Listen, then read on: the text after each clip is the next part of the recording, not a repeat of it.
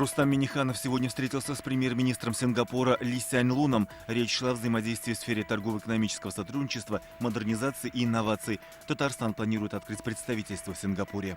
19 иностранных граждан в этом году депортировали из Татарстана сотрудники миграционной службы. Об этом сегодня сообщил начальник управления Артем Кузнецов.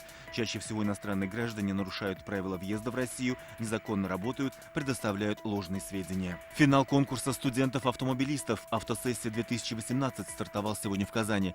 Он проходит в рамках Республиканской недели безопасного движения. В конкурсе участвуют 24 команды из 20 городов и районов Татарстана. Ребятам предстоит показать свои навыки управления автомобилем.